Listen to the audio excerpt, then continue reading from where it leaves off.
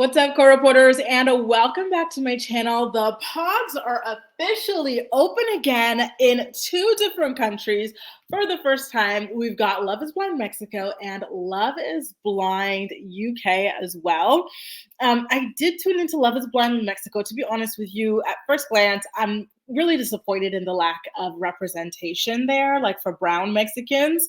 You would think that thing was filmed in, like, I don't know, New Jersey or something like that. But I will continue. I'll give it a chance and I'll see how it goes later on. But for now, I'm turning my attention towards Love is Blind UK. And I really hope that you guys are on the same boat with me, you guys, because it is looking rather good. Straight off the bat, I have to say that there's someone that I think is just so incredibly delusional that it's borderline like scary. And that guy is Sam. I'll tell you why in the recap. So make sure to, subscribe to my channel if you haven't already so that we can get into this recap and a bunch of other recaps like it for Love is Blind UK. Also, you guys, I know we're watching this on Netflix, but there is another streaming service that offers over 70 different reality show channels, over 70,000 different shows, and it's called Philo. I've got an affiliate link in the description box of this video that you can use to get a free 7-day trial to Philo so you can watch shows like Love is Blind, okay? So let's get back into this delusional man. Like, when you look at him, and I definitely don't want to disparage his looks or anything like that, he keeps on telling women that he is amazing. He gets so much attention, like when he goes out and stuff. And I'm like, let me put this photo back up because it's just not computing to me, okay? But let's turn things over to a little bit more of a positive note because I think this guy, Sam, is going to be trouble. But personally, I really hope that Freddy does not disappoint me because I really, truly like him so far, just based off of his interactions with Catherine. I think that they make a wonderful, wonderful pair. They look great together. I think it's incredible that she guessed, like she could start already finishing his phrases after the first date. He's like, oh, people are going to think I'm weird because of what? She goes, oh, you go to the gym twice a day? And he's like, how did you know I was going to say that? Maybe I'm basic, but I found that to be really cool that she's already like at that place where like she's like in tune with him. And he opens up about having a brother with Down syndrome.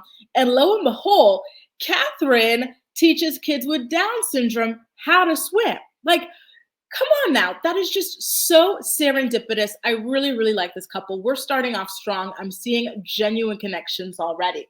Now, there is a guy here. His name is Ollie. And I gotta say, you guys, he reminds me a little bit of Bartise from Love is Blind US. And I don't mean that like in a negative way, because we all know Bartise is an F-boy, but just like his vibe, like, I don't know, like, or maybe it's his looks and his hair. I don't know, but something about him reminds me of Bartise, but he hasn't given me any reason to think he's an F-boy about Bartise, but he just reminds me of him. Now, he had a date with Catherine that went pretty well. We don't get to see it yet until Demi has a wonderful date with him, and then she goes back to the pods, and then she talks about how she had an amazing date, and Catherine just kind of gives her like this weird look. Like, Catherine was sitting there amongst the other girls. Let me come closer so you can see the expression. And Demi's like radiating, talking about how she just had this amazing date. Like, she feels good. She feels like she's going to find her husband here. And then you got the other girls are like giddy and happy for her and smiling. And then you got Catherine like giving her like the up and down that I think is just like, I don't know. I think it's a really rude way of looking at people. But then we find out that like off camp, well, like what we didn't get to see is that she had a good date with him and everything like that, and that she's feeling him. And I don't know. Listen, for now, I really want her to be together with Freddy. So I'm kind of like, biting my nails at the possibility of her like not ending up with this guy. I don't know why, but every single year I get so emotionally invested so quickly in these relationships and in these shows, and they just take me for a roller coaster ride, like just, oh, whoa, whoa, so I'm kind of nervous that this is not going to work out. Like, I really, really am here. Now, let me get into this girl who I find to be just so damn beautiful on the show. Her name is Sabrina. And let me tell you why. Like, I didn't even realize it until I just like put up this picture of her. Like, first of all, and this is no hate to the other girls on the show, do what you want. But the other girls on the show, I find them to have like that obvious filler face, like you can see the cheeks are done, you can see the jaw lines are done, you can see there's Botox, you can see there's lip injections and all these things, right? And like, that's a certain kind of look and it's an aesthetic that like they like and stuff, and like good for them. But then here comes Sabrina, right? And she looks, to me anyway, she looks to be rather natural. She's got these quirky, and like in a world where everyone has like these big veneer denture type things, she comes with these perfectly imperfect teeth that I find to be just so adorable. Like she doesn't seem to have these giant cheeks that are like just like protruding from her face that like have like obviously been filled and pumped up and whatnot. Like I just find her beauty to be so striking, especially the dark hair, jet blue eye, no, jet black hair, ice blue eye combination. Like I find her to be stunning, truly. But I have to be honest with you guys, she doesn't have a happy like face or aura. There's certain people that you see on TV, and like in this photo, she looks like happier, but I feel like her smile never reaches her eyes. Like I feel like her soul is not happy. And there's someone else that I've seen on TV recently who gives me that vibe, and it's actually Farrah, the daughter of Kyle from Real Housewives of Beverly Hills. I binge watched both seasons of Buying Beverly Hills, like, in like 2 weeks or something. And she just always looks so sad. And I think that it's because she was going through a lot with her boyfriend. So I believe that Sabrina's going through some things that we will find out about like later on in the season. Now, let's get into Sam, right? So Sam, he just gives me like F-boy vibes, con artist, like player, like from the Himalaya vibes and stuff like that. Like again, I don't mean to like call him ugly or anything like that, but I do truly believe that he's delusional about his level of attractiveness. Like he is really sitting out here trying to make these women believe that like women in public are falling over themselves for a chance to get with him. He gets a lot of attentions at the bar and stuff like that. To me personally, and maybe because I live in Paris where like people are just like, in general, super good looking. He kind of looks like the guy who would have like super good looking friends that like girls are dying to get with, but he's kind of like there. But then he crafts this kind of persona because he associates with these kinds of men, and he fantasizes about being that kind of man. Remember, this guy already told us he's got low self-esteem. He doesn't like what he sees when he sees himself, when he looks at himself in the mirror. He got a nose job because he hated his nose. And again, he doesn't like what he sees in the mirror and stuff like that. And it's like, all right, like I'm happy that he was open about that and everything like that. I think that people get plastic surgery and whatnot for different reasons. And he was open about his reasons and about his low self-esteem. And I do respect that. But I feel like his low self-esteem is reflected in the way that he is just out here trying to sell himself and convince these women that he's attractive. It's weird. This show is Love is Blind. We're not supposed to be here for this. And I really do expect you guys to drag him the way you drag Chelsea and you drag other women like Jessica, who, the EpiPen thing, or Chelsea comparing herself to Megan Fox. Like all these people really want to sell looks on a show where it's supposed to not be about looks. And so if we're going to drag the girls, let's keep it consistent and drag this guy as well. Okay, you guys? Now, he says a lot of nothing, and like he's always trying to make himself seem as someone who's just, I want love so much, but I'm just too hot. Girls look at me and go, this guy is so hot. Like surely he's not like a real honest guy who wants to settle down. Like, and like if you looked at my Instagram, you would think I was an F-boy. Now, why would I think you were an F-boy based on your Instagram? Is it because you are an F-boy? Like he just says a lot of weird stuff, and it feels like he's just reading off a script of what he thinks women want to hear and stuff like that. And I'm really glad that Nicole, a girl that he had a date with, like saw through it and confronted him about it. Like, hey, like I kind of feel like you say things that are just like inauthentic. And I, personally, I do feel like he says a whole lot of nothing. I don't think this man knows who he is. I don't think that he's genuinely confident with women. I think he uses women for like self-esteem, validation, like a dopamine hit. And I don't want him to end up with anybody here, to be honest with you. Like I don't trust him at all. And after every date, so he had a date with her. I believe he had a date with Catherine as well. Correct me if I'm wrong. But at the end of every date with ladies, he goes, don't forget me. I'm Sam from London. And it's like, you're sounding like a used car salesman who's like, no, don't forget to come back and buy with me because I get a commission type vibe. Like, Sam, you are bad vibes all the way around. I hope that your guard comes down eventually, because right now it's not looking too good. Speaking of not looking too good, I do have to admit that when Benaya told Jasmine that he was essentially homeless, I was like, now, what are you doing on Love is Blind when you're essentially homeless?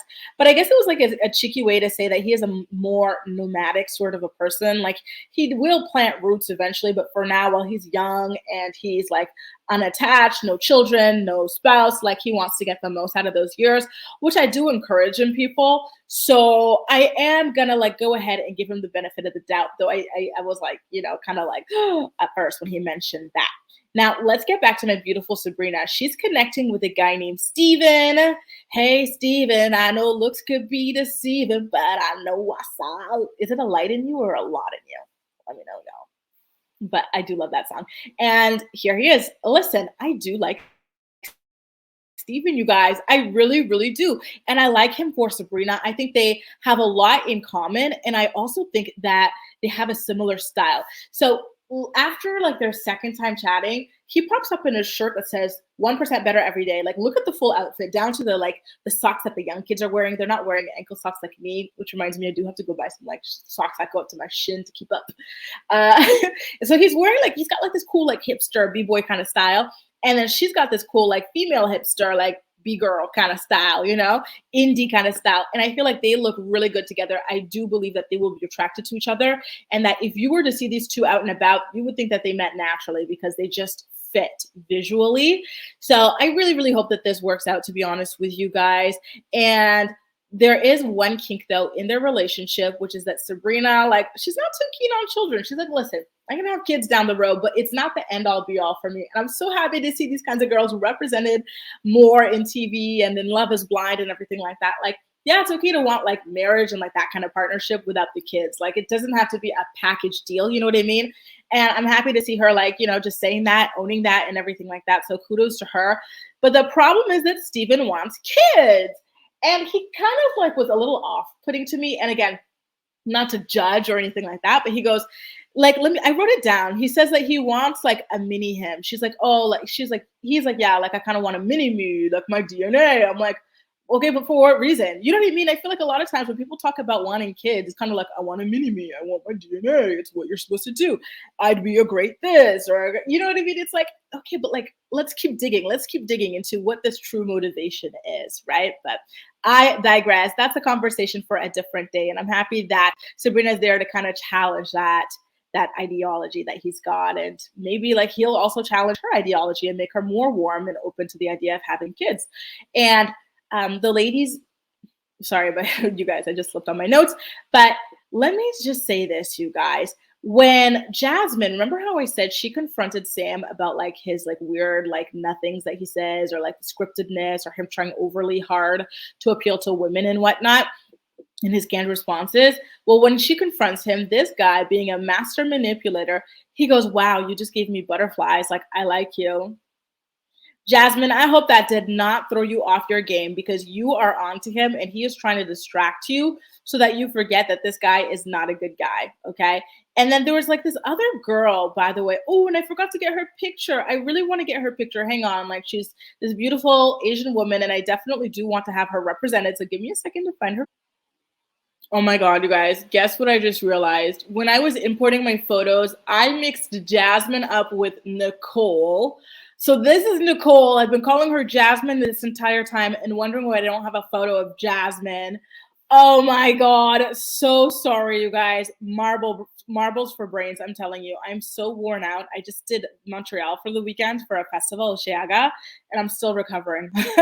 So yeah, it was this one, Jasmine, that Jasmine with this face, not Jasmine with this face. This is actually Nicole that confronted Sam about being an F-boy and just like, saying a whole bunch of nothing. But the thing is that Nicole also did confront him. So I think that's why I got them mixed up in my notes, or maybe it's just in my photo importation. I can't even remember. Now, yeah, he told this girl, Jasmine, that she gave him butterflies when she confronted him and everything like that. And again, I think he's got low self-esteem and he's just here to validate himself. And he's just trying to pitch himself as much as possible to make sure that he's chosen. And that's why he keeps going, remember Sam from London, remember Sam from London, like hoping that someone will like throw him a bone or something. Like he's just being just too much, to be honest with you guys, okay? Now, again, I did feel bad for initially judging Benaya when he was like, I'm essentially homeless. And I was like, Nicole, run in the other direction. Like, you do not need a project. Like, you're already divorced. I think like this time around, you go for someone a little bit more solid. But at the end of the day, I do understand where he's coming from. And I think he's just trying to heal like we all are. And I actually can kind of low-key see him with Nicole. I don't know about marriage, but I see them actually like I see something for them. I can see an engagement, I can see a long dating, but I need time to be convinced that there is enough of a connection for marriage. Okay. Now, Sabrina and Steven, they have another date together, and it's kind of like do or die because we all know that Sabrina is rather content with the idea of being child free, while Steven wants children. And I really hope that this doesn't break them up because I do see them as being super compatible. But guess what? It turns out that Sabrina is rather flexible. She tells Steven, listen, I'm 35 years old. Like, yeah, we could potentially get married, but it's going to be after like months of knowing each other. And I wouldn't be ready to have kids right after that, right? Like I would want to have time to like get to know you, to build our marriage, the foundation of it before introducing kids, which I do think is a good idea, like to have like that stable base. And again, she's 35 years old. And so by the time she feels like she'd be secure in that, she would probably be more like 38 years old. So it'd be like 2.5, 3 years or something like that. And so she's like, at that point, it might be more difficult for me to have babies. So I would be open to the idea of surrogacy or adoption. And so at this point, it's kind of like, what will Steven say? Thankfully, Steven agrees. He's like, you know what? Like, I get where you're coming from and I'm down. So I was really, really happy that he wasn't like, like someone that was just pushing for like right now, immediately we get married, we have kids and stuff like that. Like, phew, thank God. At this point, he asked her to tell him a bit about her background and everything like that. And she said that she moved around a lot and that the background in general sounded rather sad. And I'm like, okay, well, I'm not surprised because she carries very sad energy. Again, I love her. I think she's beautiful, stunning, really. But like she's got very sad girl eyes, sad girl aura, right? So I wasn't surprised to hear about her background. And then she said that like she would always have to reach out to her dad. And then she wanted to see one day, like, would my dad, like, how long would it take for my dad to reach out to me if I wasn't the one always making the effort? And he just never reached out to her. And it's been like years. And I was like, oh, that's really heartbreaking. Especially when like she also reveals that during this time of discovering that her dad is just not that strongly, like, like trying to bond with her, she finds out that through her mom, that man that she always thought was her dad, right, throughout her life, throughout her adulthood and everything, is not her real dad. And that her real dad is an Italian man that like, she's never known anything about. And it's just, wow, like that girl has been through it. So I think it was beautiful that Steven gave her the space to open up about that and that she was brave enough to share that hard story. And I hope that's that kind of trauma is something that they can work through together and that she can work through with a professional. Now it's Steven's turn to open up. And he talks about an ex-girlfriend that he had and like he thought he was going to marry her. They were going to have kids and everything like that. But then one day, like she starts getting sick, more and more frequently. Then she eventually goes to a doctor. They tell her that they discovered a tumor and then months pass and it's just getting worse and worse, her health. And then like 8 months later, she tells him, hey, listen, like I'm going to focus on myself right now. Like nothing against you, but like I'm just very sick and going to focus on myself. And I thought, wow, that's like really devastating. Like, again, I like Steven and I do think that he's an authentic person and everything. But something about the story gave me pause when Sabrina asked how his ex is doing now. And he said he didn't know. I was like, okay, well, if it was a rather kind of like conscious uncoupling, why wouldn't you know? Because like, you know what I mean? I'm like, wouldn't you guys still kind of have each other on social media, or wouldn't you have like mutual friends? Wouldn't you have her friends, her family? Like, like that's what social media is. It's kind of like this like pit of people you once knew, or people you once dated, and this and that. And it's like, okay, like even if they don't have each other, they would have like their mutuals. At least that's what I've always known, like in my social media life and like in my friends and everything like that. Like I found that to be rather interesting. Am I saying that he's lying? No, but I did find that to be really interesting. I feel like maybe there's more to the story there. I'm not sure what, but just is all I can say. Now let's get back to that couple that first charmed me, okay? It was Freddy and Catherine. Now here they are. They are back in the cabins talking together again, or should I say the pods, sorry. And it turns out that there's something else that they've got in common, and that is that both of their grandfathers have the same name, Bill. Again, I really think you guys that these two are soulmates. There's just too much serendipity in their like lives and everything like that for them to not be like meant to be together. Okay, you guys. So at this point, I'm starting to get like stressed out that Catherine, I'm like, because she's still talking about Ollie. I'm like, what do you have in common with Ollie, girl? You've got everything in common with Freddy. And as far as I've seen, not much in common with Ollie. And you're talking about Ollie's a grown man and Freddy isn't? Freddy isn't? Girl, I think you're going to break your own heart, to be honest with you, because guess what? Ollie is connecting with you. Here he is. But he's also connecting with Demi.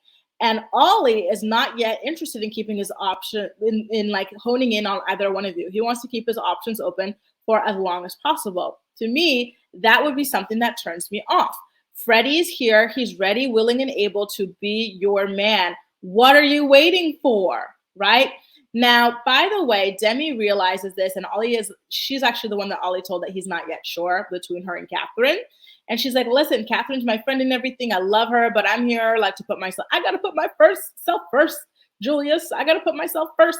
And she's like, okay, like I didn't come here to make a new best friend. I'm here to find love. I don't want to be a cat lady. Like, you know, I don't even like cats. So I'm like, listen, Demi, I get what you mean, but keep your options open too. Don't just hone in on Ollie. Keep your options open because you're not like Catherine, who's got another guy who's like madly in love with you. You know what I mean? Like for now, you've only got something with Ollie, and I need you to go ahead and make those connections so that you have options as well. You're more attractive to people when you've got options, guys, whether you're male or female. Make sure that you listen. If you're not yet claimed, let me take this down so I can look you in the eye when I say this. If you're not claimed, you want to be with someone and they're not officially like stepping up, either walk away, which is what I would do, or if you want to like keep playing that game, get your options open. Don't just be out there chasing behind them like a lost puppy dog. That's not attractive. It's not cute. It's not sexy. And it's not really going to get you anywhere. Now, Steven, you guys, at this point, he's ready to propose to Sabrina, which makes me super duper happy because I do see it for this couple, to be honest with you guys. And I just thought the way he did it was beautiful. He started off with a poem. It was about a line and it was incomplete. And he's like, yeah, that's the beginning of a poem that I wrote for you. And I'm like, oh, not a poem. I would love for someone to write me a poem. Damn, poem. And then he's like, he recites the rest of it. Then he gets up and he asks Sabrina to marry him. But at this point, my heart starts beating out of my chest because Sabrina's sitting. Typically the girl, they get excited and she stands up, right? But Sabrina's sitting. She looks rather serious. And she's like, you know, this was so beautiful, but and then they tell us that we'll find out more in the next episode. I'm like, no, don't leave me on a cliffhanger ending. I want to know if she says yes to him. Because at this point, I'm scared that she's going to announce that she's formed another connection with someone else. You know what I mean? The way that the Freddy and Catherine thing to me was like hook, line, and sinker. But then we find out that Catherine's also in love with Ollie. So I'm like, oh my God, you guys, is Sabrina in love with someone else? Like, what is happening? But we're going to have to wait for the next episode of Love is Blind to find out what was going on there. Again, you guys, Philo is another awesome streaming platform similar to Netflix where they've got a lot of amazing like reality shows. There's Love and Hip Hop. There's the Teen Mom franchise. I was just watching the Gypsy Rose show, like so many of them. I've got an affiliate link in the description box of this video so that you can sign up for a free 7-day trial to go ahead and check that out as well, you guys, okay? Because I do recap other shows and I want you guys to stay tuned for them as well.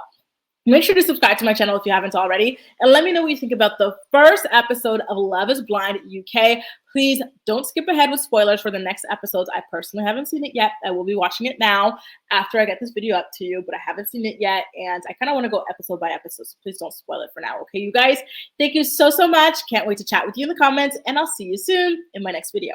Bye. Take care.